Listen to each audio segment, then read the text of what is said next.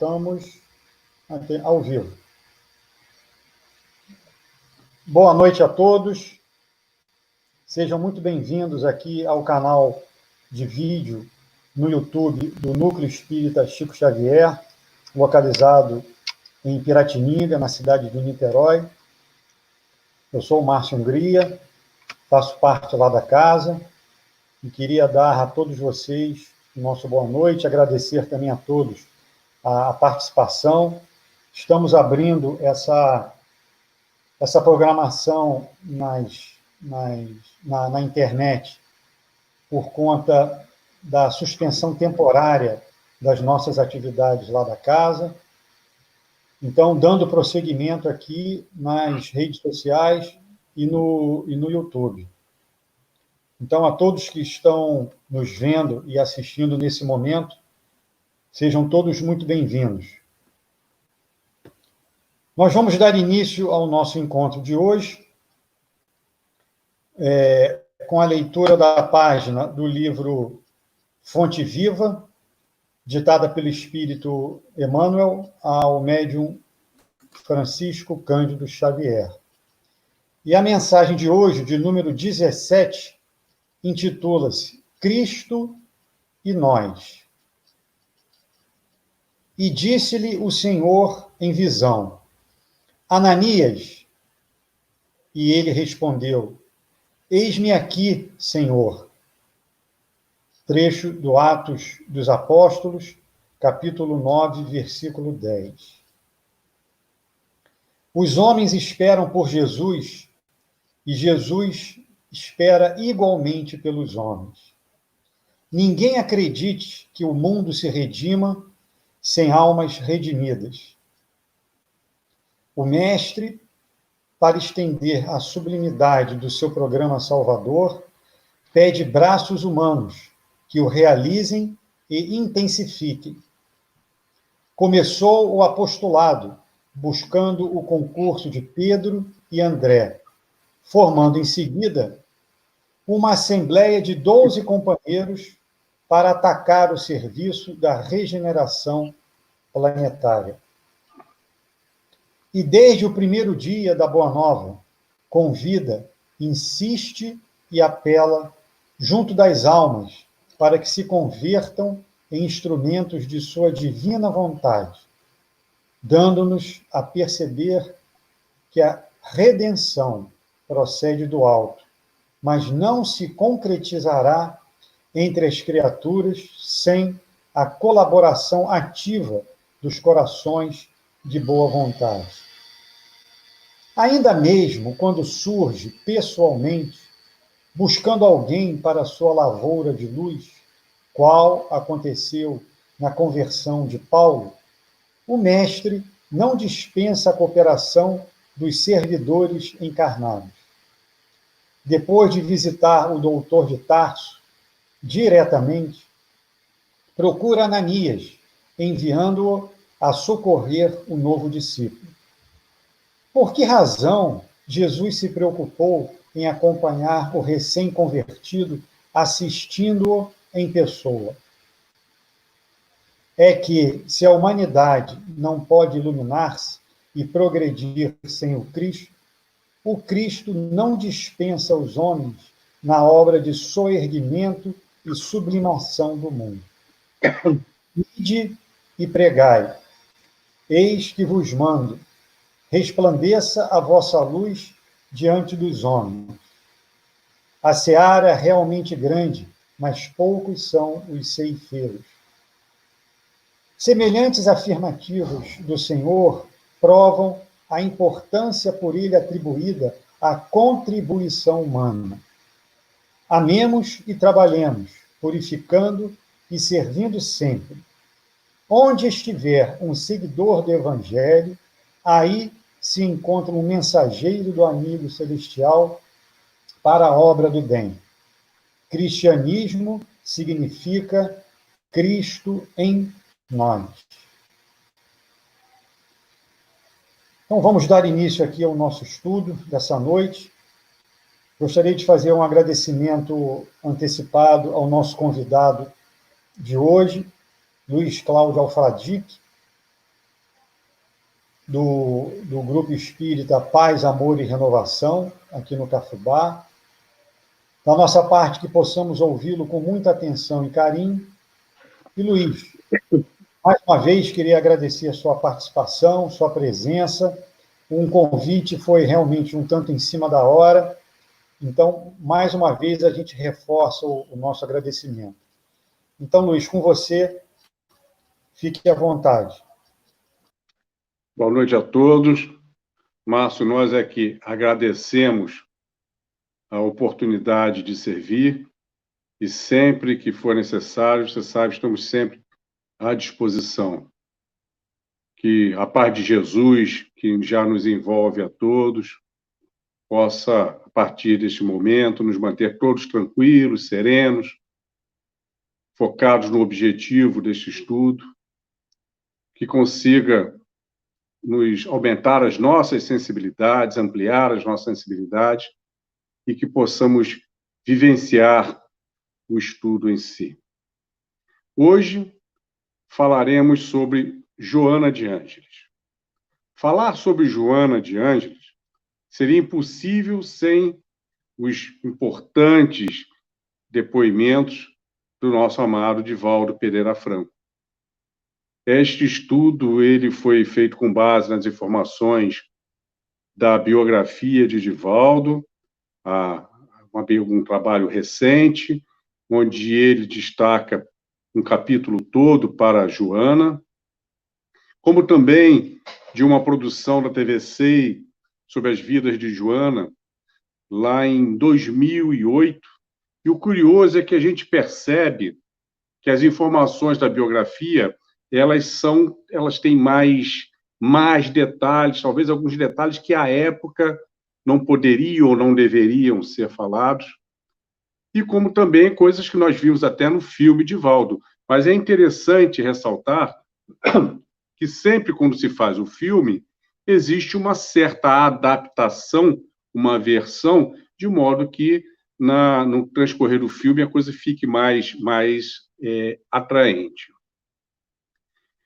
Divaldo Franco, aos 18 anos de idade, na noite de 5 de dezembro de 1945, numa reunião íntima na casa da família Roriz, ali, naquela reunião, foi quando ele teve o primeiro contato consciente com aquele espírito que se apresentou como seu guia. Ele só o via como uma luz disforme, e captava a voz, mas sem até aquela identificação de gênero, de voz de masculino ou feminino. Mas ele percebeu que tratava-se da mesma entidade que o acompanhava desde a infância. Ali, o seu espírito guia se apresenta a ele como sendo o seu guia, dizendo: Divaldo, tenho a tarefa de caminhar a teu lado nesta existência. Na tua fidelidade à palavra de Jesus, conte sempre comigo, ao passo que também contarei contigo nas necessidades do nosso programa. Então, Divaldo faz a pergunta inevitável: qual é o seu nome? E o seu guia, ele responde: chama-me Espírito Amigo.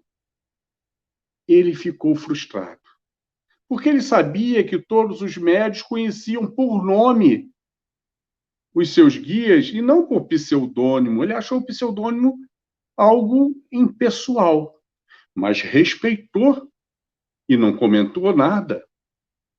Mas ficou insatisfeito com aquilo. Os anos foram passando. 2 anos e meio depois, nós estamos então em 1948, março de 1948, ele estava em visita à casa de Chico Xavier. E estando lá com o Chico, a determinada hora o assunto veio à tona e ele perguntou: Chico, você sabe quem é o meu guia? pode me dizer o nome? E Chico respondeu que sabia quem era, mas não tinha autorização para revelar. Mas garantiu a Divaldo tratar-se de um espírito venerando. Divaldo continuou com a curiosidade, vida que segue. Mas incomodava ele a quantidade de pessoas que perguntavam a ele, além do pseudônimo, qual é o nome, quem é? E ele não sabia o que dizer. Até que, algum tempo adiante, uma senhora encheu a paciência dele perguntando. E naquele dia, quando da comunicação com o seu guia, ele falou: Senhor, todo mundo, todos os médicos conhecem os seus guias pelo nome, menos eu.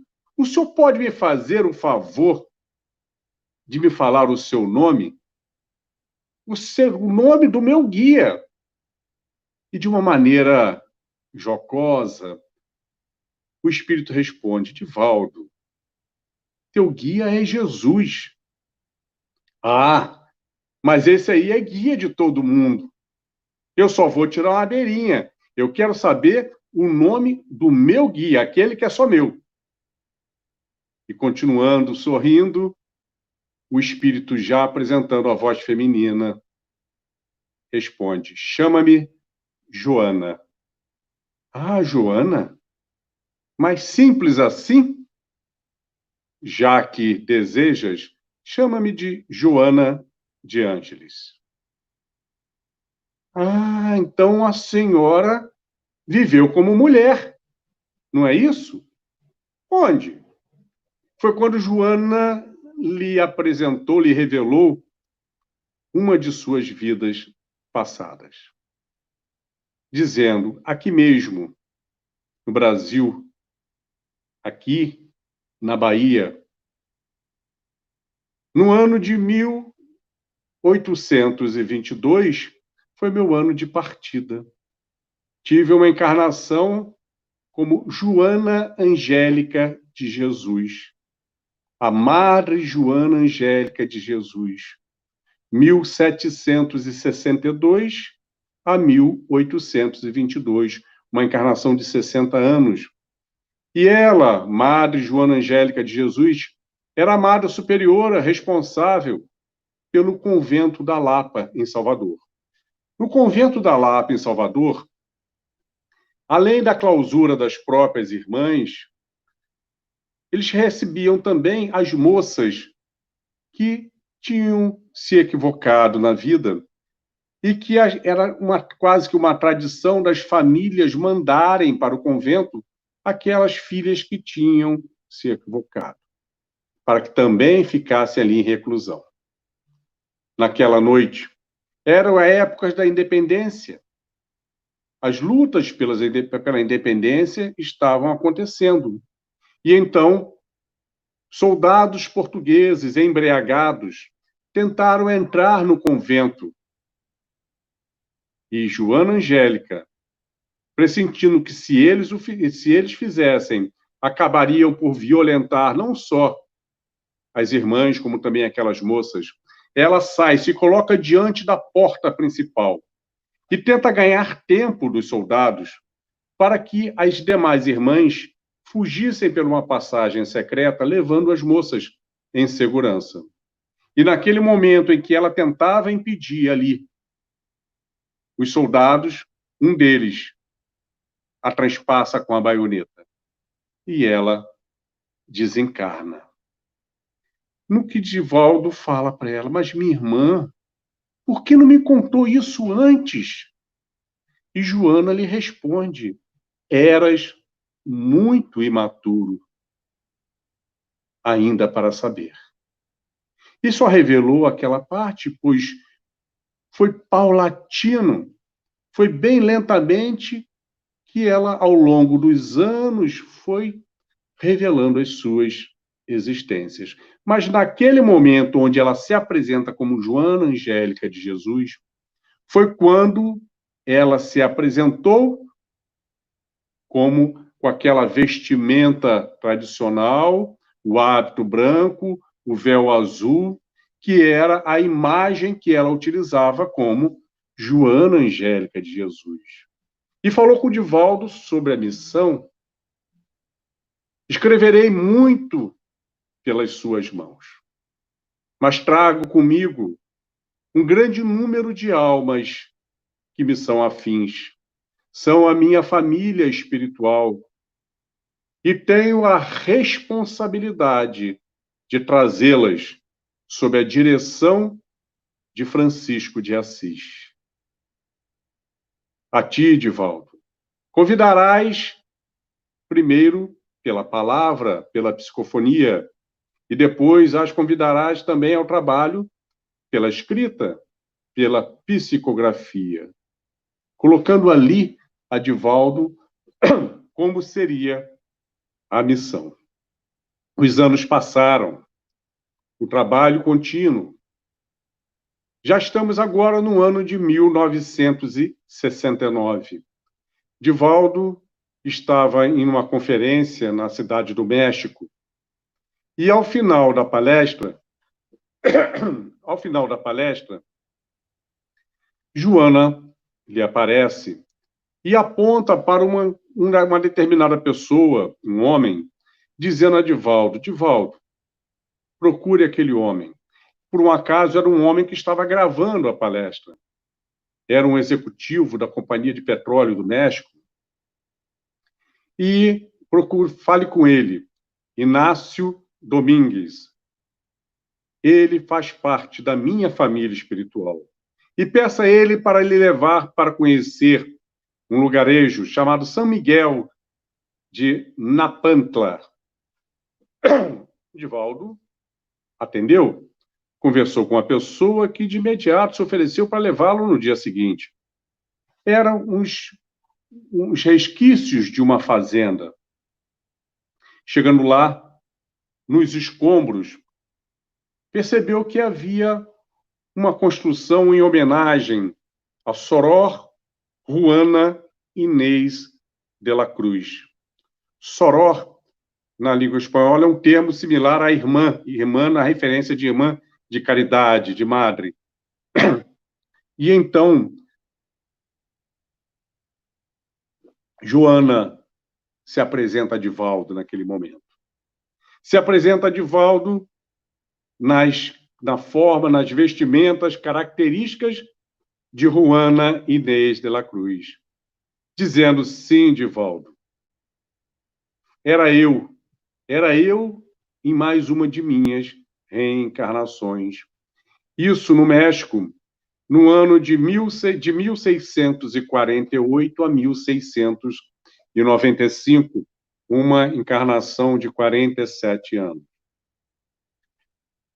O México, naquela ocasião, era uma colônia espanhola, ali governado por vice-rei, pelaquela corte, e não havia colégios para as mulheres. A pequena Juana Inês, aos 6 anos, aprendeu a ler.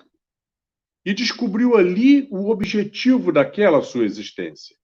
Ávida pelo conhecimento, não abria mão do estudo. Aos 10 anos, ela estudava o dia inteiro na biblioteca de seu avô. No entanto, naquela época, aos 10 anos, já era pré-adolescência, as mulheres já casavam com 12. E não havia outro destino para quem quisesse se adentrar nas letras, e era o seu caso. Ela era extremamente dedicada à leitura, ao estudo de todas as matérias, mas principalmente na literatura, ao ponto de ela se autopenitenciar quando não aprendia uma lição, quando cometia erros. Ela cortava alguns centímetros dos seus cabelos quando não aprendia uma determinada lição. Pois ela dizia que uma cabeça que não consegue desenvolver a inteligência não precisa ser vestida com lindos cabelos. Aos 10 anos, então, ela sabia que o seu futuro, como de tantas outras moças, era o casamento e depois as prendas do lar. E não era isso que ela queria para aquela existência. Então optou por entrar num convento, se dedicar à vida de freira, pois era o único local onde ela poderia continuar estudando, que era o que ela queria. Ao longo dos anos, ela conseguiu construir na sua cela, no seu quarto, uma bela biblioteca, com bastantes livros, e o que fazia ela ter cada vez mais desenvolvimento intelectual. Numa sociedade extremamente machista, ali no século XVII, a sua cultura, a sua inteligência incomodava as autoridades masculinas eclesiásticas, dentro da sua própria igreja. Com tanto intelecto, ela, com muita facilidade na diplomacia, conquistou o bom relacionamento dentro da corte, com o vice-rei, com a vice-rainha, o que aumentava a reação de despeito das autoridades eclesiásticas, inclusive o próprio arcebispo da cidade do México. As suas ideias feministas corroboraram para que esse antagonismo aumentasse. Ela defendia a ideia de que deveria ser criado escolas, colégios para as mulheres. E com uma frase muito forte, ela disse que nem a tolice é exclusividade das mulheres e nem a inteligência é exclusividade dos homens. Tornou-se, à época, a mais importante poetisa da língua hispana naquela ocasião. Mas não teve força contra a autoridade do arcebispo. E foi-lhe retirada a sua biblioteca. E passou a ficar em reclusão permanente, como penitência. O México veio a ser assolado pela maior peste de sua história. E ela, Juana Inês de la Cruz, dedicou-se o tempo todo aos enfermos, os enfermos do próprio convento, que algumas irmãs acabaram se contaminando com a peste, e como aqueles demais que ali eram levados. A aplicação total, a dedicação total da caridade. Até que ela, com 2 anos ali, tratando dos enfermos, ela mesma contraiu a peste e veio a desencarnar. 9 anos adiante, estamos lá no ano de 1978. Divaldo Franco estava na Itália fazendo palestras. E nesta viagem ele foi acompanhado por aquele que veio a ser o seu irmão, Nilson, um amigo de uma amizade que começou quando o Divaldo tinha 18 anos, Nilson com 21 anos, mas passaram realmente a ser muito ligados, uma dedicação total. O seu braço direito, até 2013, quando o Nilson desencarnou, participava lá da administração da Mansão do Caminho, inseparáveis. E nessa viagem eles estavam num daqueles poucos momentos em que Divaldo não está tão atarefado e aproveitaram para conhecer as ruínas do Coliseu. Estando os dois visitando as ruínas, Joana lhe aparece daquela forma habitual e diz para que ele subisse à parte mais alta do Coliseu. Divaldo chama o Nilson e sobe. Chegando lá, na parte mais alta, Joana lembra daquela fatídica noite em que o imperador enlouquecido Nero, cruel, iluminou a noite de Roma, atendo fogo em mais de 500 cristãos vivos. No Evangelho de Lucas 8, ele relata sobre uma cidadã romana que residia em Cafarnaum, de nome Joana. Ela era uma mulher de posses, pois o seu esposo era um alto funcionário de Herodes Antipas, era o intendente de Herodes Antipas, de nome Cusa. Joana, apesar de ter o status, a posição social e viver bem abastecida com os recursos de Cusa, tinha uma vida vazia.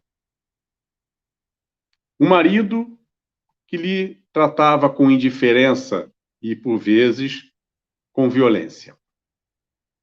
Eis que uma das servas de sua residência, de sua morada, a levou um dia para ouvir aquele Galileu, o Messias que falava do amor às margens do lago. Joana nunca mais foi a mesma. Encantou-se pelas palavras de Jesus. E então, na primeira oportunidade, conversou com Jesus e apresentou a ele, relatou a ele o seu problema, dizendo que estava decidida a abandonar tudo para seguir Jesus. E Jesus lhe deu ali, possivelmente, a primeira e talvez a mais importante lição do que é o amor, dizendo a ela: minha irmã, retorne a seu lar, cumpra com seus compromissos, ame o seu esposo. Os amar no verdadeiro sentido, não só aquele amor carnal de homem e mulher, mas além do amor, do carinho, o amor indulgência, o amor perdão, o amor paciência, tolerância, a abrangência do conceito de amor. Tocou mais ainda o coração de Joana. E ela obedeceu e continuou lá se dedicando ao seu casamento. Saía durante o dia, escondida do esposo, para ir estar com Maria Santíssima, com Susana e com Maria Madalena. Quase todos os dias. Ela auxiliava-as com os seus recursos, caridosamente, até que Cusa caiu em desgraça, perdeu a fortuna e logo em seguida desencarnou. Ficando ela então livre para que pudesse frequentar ali aquele ambiente em torno dos seguidores de Cristo. Mas, no entanto, muito embora mantivesse a condição de patrícia romana, ela não tinha mais os recursos e teve que trabalhar em casas ricas para sustentar a si e aos seus filhos. Naquele momento em que ela frequentava aqueles que seguiam Cristo, foi quando ela conheceu o apóstolo João. Primeiramente foi João. Um pouco mais adiante, conheceu também Pedro. E depois, bem mais adiante, o apóstolo Paulo. Retornando àquela noite no Coliseu, e então Joana revela a Divaldo que naquele circo, naquele momento de horror, onde os cristãos eram presos a postes, amarrados aos postes, lambuzavam com óleo, com resina inflamável e tacavam fogo. Eram verdadeiras tochas, mais de 500. E que ela mesma foi colocada, amarrada a um daqueles postes ali no circo romano, acompanhada do seu filho mais velho, ambos amarrados aos postes, colocados no óleo, e o carrasco, que tatearia fogo, lhe diz: negue a Jesus. Negue a Jesus para se salvar. E ela se negou a abjurar Jesus. No que ela nega aquilo, o seu filho começa a implorar a ela: mãe, negue a Jesus e nos salve a ambos. E ela ouvindo aquela voz de seu filho implorando, e ouvindo os gemidos e os gritos daqueles que estavam sendo sacrificados, sente tocar em seu ombro uma mão e a voz do mestre que lhe disse: Joana, bom ânimo, eu estou aqui. E ela se manteve firme e não abjurou Jesus. E foram executados, queimados de vivos. Naquele momento, Joana revela que o filho mais novo, que fora poupado porque era uma criança, era Divaldo Franco. E que o filho mais velho era Nilson. Divaldo veio a entender, naquele momento, o porquê que Nilson, com toda sinceridade, falava com Divaldo que amava Jesus, mas estava longe daquele amor que ele via Divaldo ter por Jesus. Eram resquícios ainda daquele passado. E a partir dessa informação ele passou a lidar melhor com aquilo. Um trauma bem antigo. Ali ainda, na Itália, Joana recomenda a Divaldo que fosse visitar o túmulo de Francisco de Assis. Revelou a Divaldo que foi naquela época medieval em que ele, Divaldo, reassumiu os seus compromissos com o Evangelho. Divaldo sempre percebeu uma forte ligação de Joana com São Francisco de Assis, como ela mesma havia dito naquela noite de revelação, que trabalhava com a responsabilidade da sua família espiritual sob a direção de Francisco de Assis. Divaldo foi conhecer, chegou lá na Ordem dos Franciscanos para conhecer o túmulo de Francisco. Quando chegou diante do túmulo, Joana lhe aparece mais uma vez. E ali, ao lado do túmulo de Francisco, ela começa a declamar uma das mais lindas mensagens, o Êmulo de Jesus. Mensagem dedicada a Francisco de Assis. E Divaldo vem a verbalizar que nunca viu tão radiosa, uma beleza incomum. Tamanho era o sentimento que ela colocava naquela mensagem. Após aquela visitação, muito provavelmente intuído, Divaldo, já que estava próximo, desejou conhecer também o túmulo de Santa Clara. Alguns religiosos franciscanos o levaram até a Porciúncula, onde fica o convento, e lá bateram a porta. Ninguém atendia e continuaram insistindo a bater, até que uma madre veio atender. Eles disseram que estavam ali para conhecer o túmulo de Clara. E ela foi taxativa, que não seria possível. E deu lá como argumento de que aquela hora já era hora de almoço e que logo em seguida viriam as preces e que não havia possibilidade. Neste momento, Joana aparece novamente para Divaldo. Caminha suavemente até a irmã e lhe sussurra algo nos ouvidos. Imediatamente, a irmã muda de opinião, de ideia, e os convida para entrar. Eles entraram.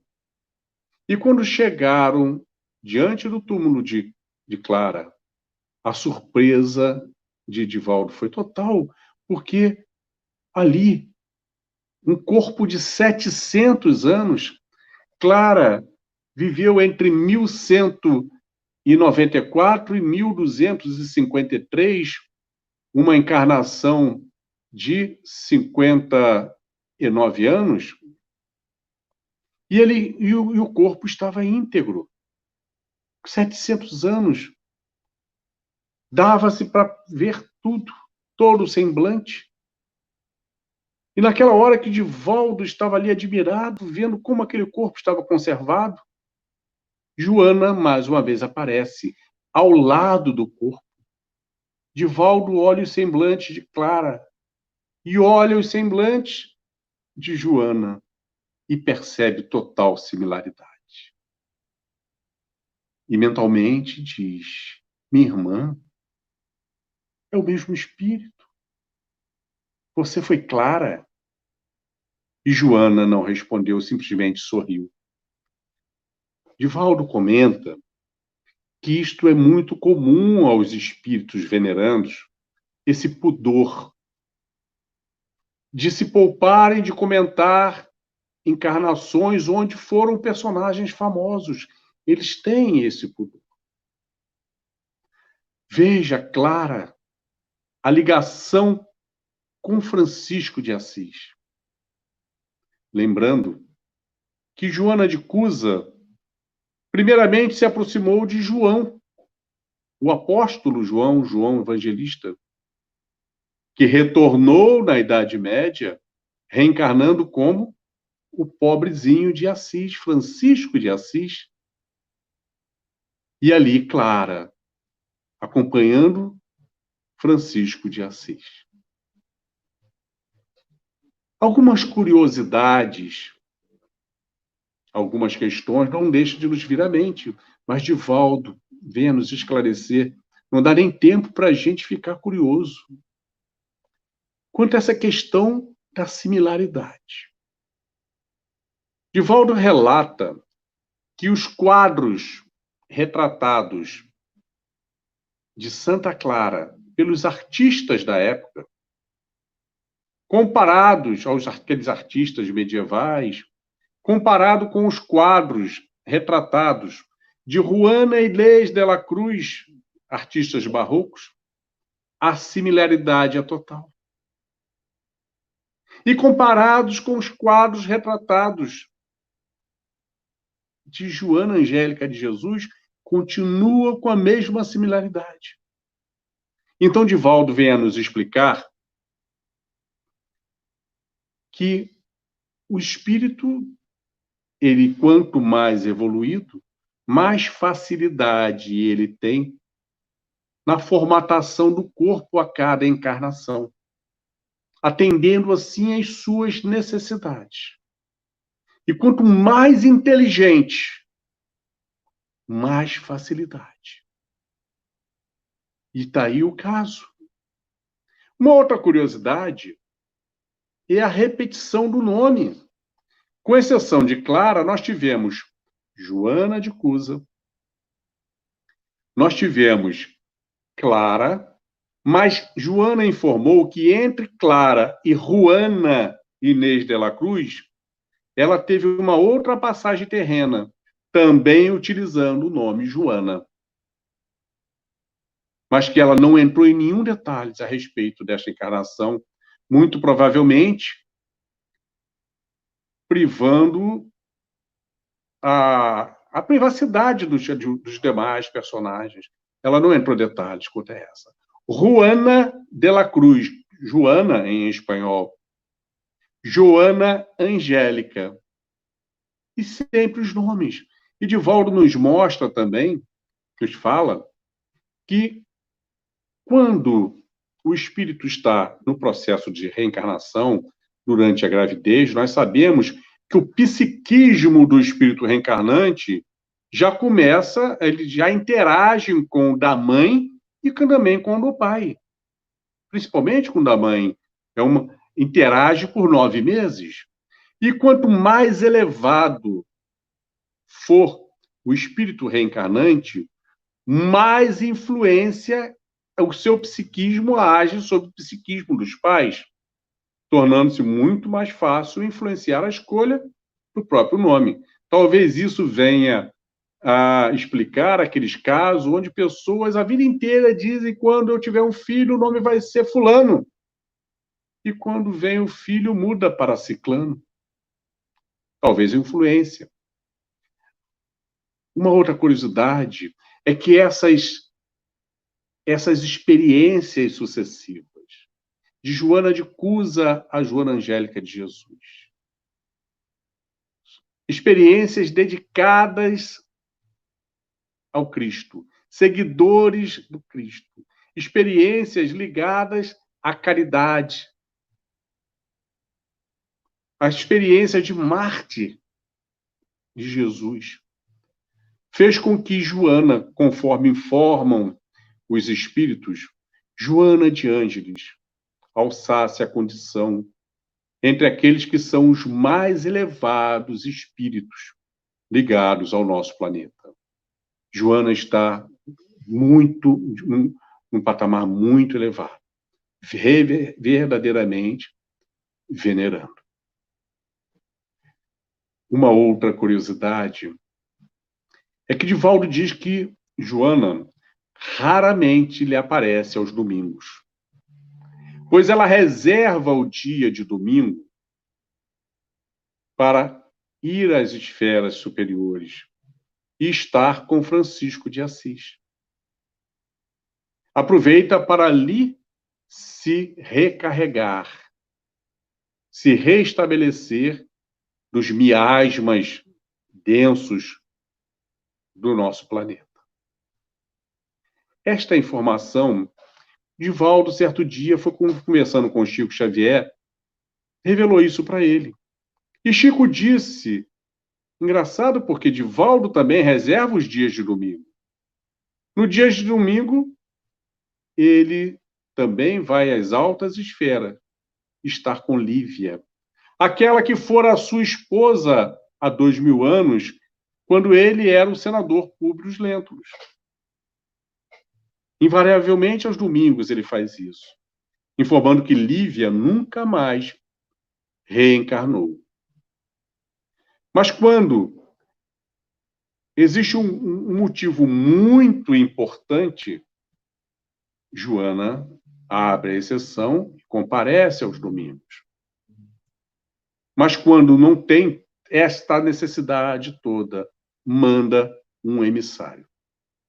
Aliás, esses espíritos venerandos, Joana, Bezerra, Emmanuel e tantos outros, são espíritos que são familiarizados com milhares de pessoas, que eles são, não sei se o termo certo seria devotos, mas que têm essa familiaridade. São sem número de casas espíritas que têm os seus nomes. E que diariamente eles estão ali recebendo as solicitações de prece de muitos milhares. Informa-nos também, Divaldo, que esses espíritos, eles formam grandes equipes espirituais com espíritos capacitados a representá-los num grande trabalho de equipe, onde estão presentes como se fosse o próprio venerando. Divaldo usa uma figura de linguagem bastante interessante. É como que uma grande rede de computadores espalhados, mas todos eles ligados ao computador central, porque cada um daqueles emissários, em qualquer que seja o atendimento ou missão, estão conectados mentalmente com o espírito venerando que dirige todo o trabalho. E que sempre que a coisa é muito importante, eles mesmos tomam a frente e estão presentes. Divaldo relata, inclusive, que Joana, que sempre lhe aparece daquela maneira, com aquele hábito, majoritariamente assim, o hábito branco, o véu azul, e com as mãos sempre em posição de oferecimento, de oferta. E que quando ela está presente nas palestras, no momento final, que é aquele momento da prece, ela faz exatamente este movimento, e de suas mãos, jatos de luz sobre toda a plateia, auxiliando a todos aqueles benfeitores que estão ali beneficiando cada uma das pessoas presentes. E por falar em equipe, o espírito Joana de Ângeles foi um daqueles espíritos que fez parte daquela pleiade, daquela constelação de espíritos do mais alto nível, comandados pelo Espírito Verdade, na missão de trazer a nós o Consolador prometido. Aqueles espíritos que foram responsáveis pela obra codificada por Allan Kardec. Espíritos como São Luís, São João Evangelista, Santo Agostinho, São Vicente de Paulo, Fénelon, Swedenborg, Sócrates, Platão e tantos outros, Emmanuel, e tantos outros que preferiram usar o pseudônimo. Na obra encontramos ali mensagens escritas por Joana. No Evangelho segundo o Espiritismo, por exemplo, no seu capítulo 9, no item 7, uma mensagem sobre a paciência. Mais adiante, no capítulo 18, no item 15, a mensagem dar-se-á àquele que tem. Ambas assinadas pelo pseudônimo Um Espírito Amigo. Aquele mesmo que ele se apresentou a Divaldo pela primeira vez naquela noite de 5 de dezembro de 1945. Um Espírito Amigo. Joana, que fez parte da codificação, deu a seguinte recomendação a Divaldo e que serve para todos nós. Que Divaldo tivesse a obrigação de ler todos os dias, por alguns minutos, as obras de Allan Kardec. E Divaldo segue à risca, pois ele dedica 30 minutos do seu dia à leitura das obras de Allan Kardec. Fica como uma excelente sugestão para todos nós. 30 minutos é muito? Começa com 10. Mas é difícil depois não querer chegar aos 30. Joana participa, a Divaldo, sobre a sua nova missão dela, Joana, que já está programada a sua nova missão, que tão logo acabe a missão atual com o desencarne de Divaldo, ela logo depois estará reencarnando. Assim como tantos outros espíritos do mesmo nível que o dela já reencarnaram e outros tantos estão por reencarnar, para que juntos possam auxiliar no processo da transição planetária. Finalizamos com uma pergunta simples, mas de resposta maravilhosa. Divaldo fez a seguinte pergunta a Joana: minha irmã, como você consegue escrever tantas mensagens lindas e totalmente diversas sobre o mesmo tema, o amor? E Joana responde: Divaldo, o amor é tão grandioso que nós estamos apenas começando. E é a este amor grandioso, o amor infinito de Deus Pai, o amor incondicional de Jesus, nosso Mestre,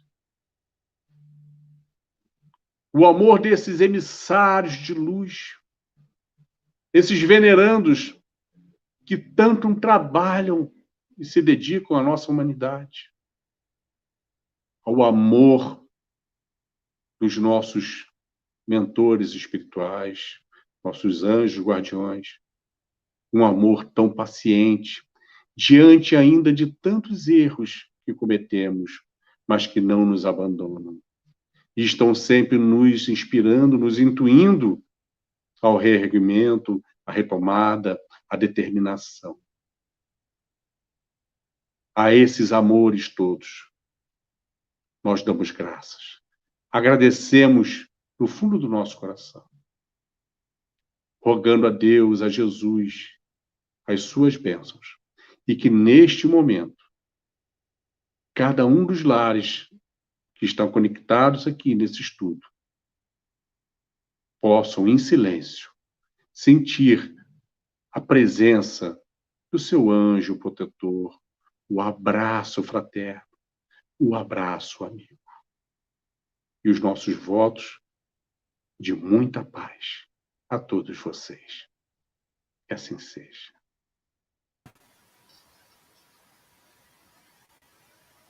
Luiz, gostaríamos de agradecer a sua presença. Nós é que agradecemos.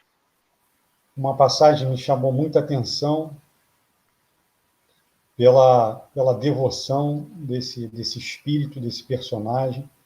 Passagem que ela está junto ao filho, praticamente sendo devorada aí pelas chamas, né? E nessa época, o testemunho do cristão, daquele seguidor de Jesus, era a doação da própria vida, literalmente. Hoje, Jesus demanda um outro tipo de testemunho de cada um de nós, que é exatamente nos tornarmos espíritos melhores, criaturas melhores, aparando, né, as arestas da nossa personalidade, da nossa intransigência, impaciência, nervosismo. Então, Luiz, fica aqui o nosso agradecimento pela sua participação na noite de hoje. Muito obrigado.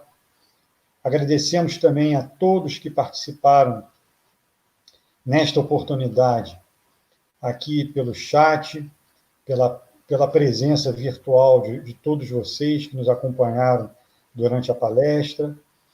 Aqueles que não são inscritos no nosso canal, e se assim o desejarem, por favor, podem se inscrever e ativar o ícone de notificação, ativar as notificações, para serem informados tão logo tenha material e vídeos novos. Então, fica aqui o nosso agradecimento para o Luiz, para todos vocês aqui, desejando que realmente possamos sentir, nesse finalzinho aqui do nosso encontro, essa presença amiga, suave, doce, dos nossos amigos espirituais, da nossa família espiritual que se encontra na pátria espiritual. Então, a todos vocês, uma ótima noite e um bom resto de semana a todos vocês. Luiz, muito obrigado, sim. Eu que agradeço, meu irmão. Eu que agradeço. Um beijãozão no coração de vocês todos, tá? E da sua mãe, aquele beijo especial que você deu para ela hoje, não deu? Com certeza. Então tá bom. Então tá tranquilo. Muito obrigado novamente. Vamos estar encerrando aqui a nossa transmissão. Gente, para todos vocês aí também muito obrigado e uma ótima noite para todos, sim? Uma boa noite, que Deus abençoe a todos nós.